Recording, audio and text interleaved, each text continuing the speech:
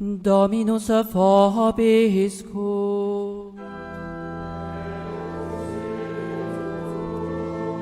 Sequentia sancti Evangelii secundum Luca.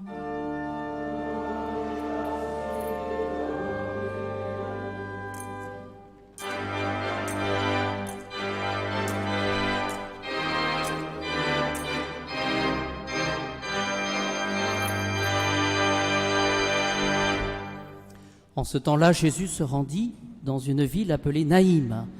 Ses disciples faisaient route avec lui ainsi qu'une grande foule. Comme il approchait de la porte de la ville, voici qu'on emportait un mort, un fils unique dont la mère était veuve. Il y avait avec elle un grand nombre de gens de la ville. En la voyant, le Seigneur eut pitié d'elle et il lui dit « Ne pleure pas ». Il s'approcha et toucha le cercueil. Les porteurs s'arrêtèrent et il dit « Jeune homme, je te l'ordonne, lève-toi ». Le mort se redressa et s'assit, puis se mit à parler. Et Jésus le rendit à sa mère. La crainte les saisit tous et ils glorifiaient Dieu en disant « Un grand prophète s'est levé parmi nous et Dieu a visité son peuple. »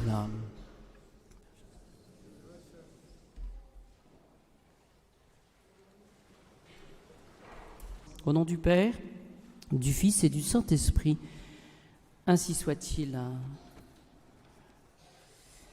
Saint Paul, dans sa lettre aux Galates, nous demande de vivre selon la loi de l'Esprit. Que chacun examine son propre ouvrage, c'est en lui seul qu'il trouvera sa fierté et non en se comparant au prochain. Alors comment, en ce début d'année, vivre de la loi du Christ? Comment vivre l'Évangile? C'est un objectif que nous pouvons demander au Seigneur de manière plus particulière. J'ai retrouvé deux citations. Tout d'abord, la lettre de saint Paul aux Romains, au chapitre 13, verset 8, par rapport à ce que nous allons voir aujourd'hui, cette charité, cette humilité, vous voyez, pour pouvoir faire du bien autour de nous pendant cette année. Frères, n'ayez, dit saint Paul, de dette envers personne.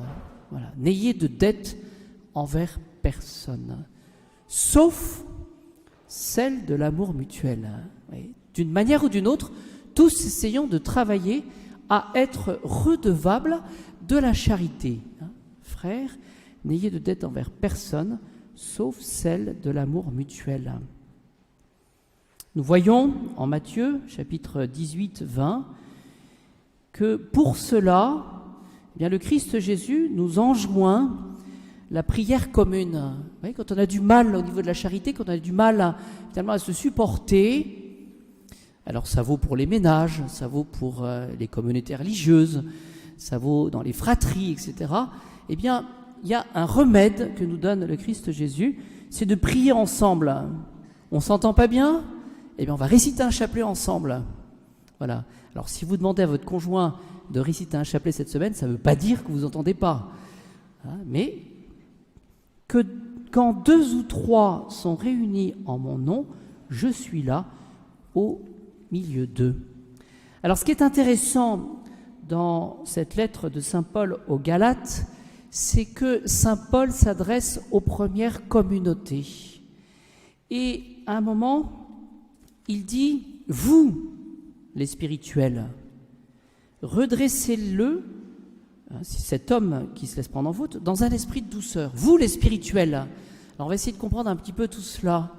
Quelles étaient les difficultés dans les communautés des premiers chrétiens? Eh bien, certains partis cherchaient à s'élever les uns au-dessus des autres. C'est-à-dire, finalement, il y avait dans toute communauté les bons et les moins bons. Ceux qui prétendaient être, je dirais, saints, et ceux qui étaient un peu plus pécheurs. Vous voyez, donc il y avait des différences. Et saint Paul va s'adresser aux spirituels par rapport, finalement, aux judaïsants. Vous voyez, il y a les spirituels, ceux qui, finalement, avaient compris un peu plus cette liberté que donnait la suite de l'Évangile. et puis ceux qui étaient plus attachés à la loi, et à la loi juive en particulier, les judaïsants. Voilà. Alors saint Paul, lui, va s'adresser aux spirituels, c'est-à-dire à ceux qui étaient restés fidèles à ces enseignements de saint Paul. Oui. Et puis saint Paul va s'adresser aussi à ceux qui n'étaient pas, disent les commentateurs, retombés sous le joug de la légalité, les judaïsants. Voilà. Alors quel est cet esprit des spirituels? Eh bien, c'était cet esprit de charité. Et esprit de charité, surtout envers les plus faibles, envers ceux, précise saint Paul, qui auraient été surpris en quelque chute par manque de vigilance. C'est assez intéressant, vous voyez, de voir que le degré de sainteté est plus ou moins bien vécu dans toute communauté. Il y a ceux qui sont bons, il y a ceux qui sont moins bons, il y a ceux qui commettent des bévues, ceux qui pêchent. Voilà. Alors je ne vais pas trouver les exemples pour actuellement, mais c'est facile pour chacun de retrouver un petit peu dans quelle catégorie nous nous trouvons, que ceux qui se trouvent dans les très bons viennent me voir à l'issue de la messe au pique-nique. Enfin bon. Alors, saint Paul donne aussi un conseil très intéressant pour les spirituels, ceux qui se trouvent bons finalement. Eh bien, ils doivent toujours garder de la douceur. La douceur. Pas de violence. Deuxième conseil pour les spirituels, les bons donc, ils doivent rester toujours humbles. Voilà. Pourquoi, dit-il? Parce qu'ils doivent prendre garde, eux aussi, à ne pas tomber. Voilà. Voilà ce qu'on peut dire un petit peu pour situer les choses et progresser dans la vie spirituelle et dans la charité. Comme d'habitude, les nouveaux vont le découvrir, j'aime bien regarder dans saint Thomas parce qu'il explique bien les choses de manière concise. Que dit saint Thomas? Il dit que c'est un acte de charité que de corriger son frère. Alors ça, c'est un sujet délicat, ça. Aller donner des conseils aux autres. Voilà. Mais il donne les conditions. Alors il dit que finalement, il fait une distinction, cette charité fraternelle, d'aller corriger les autres. Donc donner des conseils, les spirituels, aux judaïsants par exemple. Il dit que c'est un acte de charité fraternelle que d'aller voir un frère qui vit dans le péché. C'est un acte de charité pour lui-même, parce qu'il va se faire du mal à lui-même. Voilà, c'est un acte de charité. Et saint Thomas dit que c'est un acte de justice, donc c'est différent, que d'aller voir le prochain quand il pêche, non pas contre lui-même simplement, mais contre un frère ou contre la société. Et ce qui est intéressant, c'est qu'il y a un degré différent. Voyez, il y aura une obligation différente. La justice, d'une certaine manière, c'est rendre à chacun ce qui lui est dû. Eh bien, c'est quand celui-ci fait du mal à la société. Voilà. C'est justice.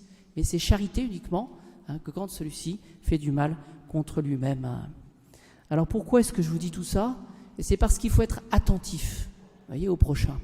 On ne peut pas laisser le prochain aller en enfer ou se faire du mal dans sa vie, faire du mal aux autres de manière indifférente. Et cela vaut plus particulièrement pour vous, chers parents.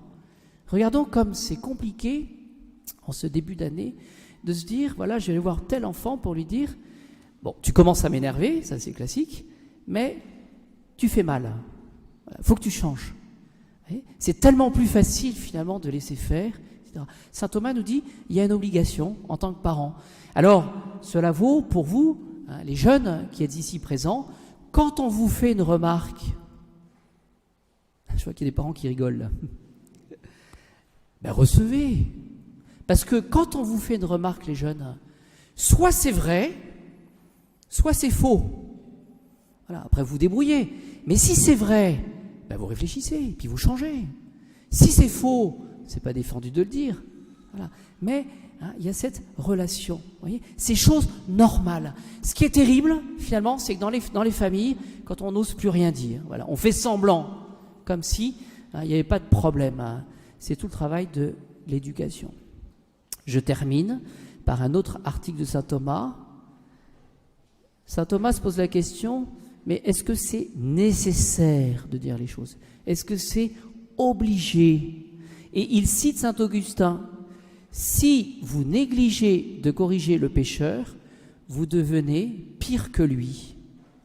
Bon, ben là, la réponse, elle est claire, hein, c'est nécessaire. Ouais. Je répète, si vous négligez de corriger le prochain, un parent qui dit, ben voilà, je laisse faire après tout, advienne que pourra, vous devenez pire que le pécheur. Ouais. Donc c'est quand même une obligation qui est grave. Mais saint Thomas précise, donne un principe de prudence. Il dit ceci, lorsqu'il s'agit d'un conseil positif, eh bien, ce conseil n'oblige pas. On n'est pas obligé de le faire tout le temps. C'est différent quand il s'agit d'un conseil négatif. Tu ne tueras pas. Il faut le dire tout le temps, ça. Oui, mais un conseil positif. Donc un conseil pour le prochain, c'est quelque chose d'affirmatif. Et donc, saint Thomas nous dit que tout dépendra, pour la prudence, du lieu. Est-ce que c'est bien de le faire devant tout le monde? Ça dépendra du temps. Alors, j'aime bien donner ce conseil pour les colériques. Si vous voulez vous mettre en colère, mettez-vous en colère, mais le lendemain. Voilà, ça va toujours beaucoup mieux. Le lieu, le temps, et enfin, la manière. Voilà. Et là, on rejoint saint Paul. La manière. C'est tellement plus simple de dire les choses doucement. Mais pour dire les choses doucement, cela suppose de la vertu. Cela suppose l'esprit de Jésus. Alors pendant cette messe, réfléchissons à nous-mêmes, parce qu'après tout, c'est pas mal de se donner des conseils à soi-même. Et puis enfin, soyons prudents pour donner des conseils aux autres, même si c'est nécessaire. Et puis quand on reçoit des conseils, eh bien, il faut demander à la grâce de toujours les recevoir avec humilité.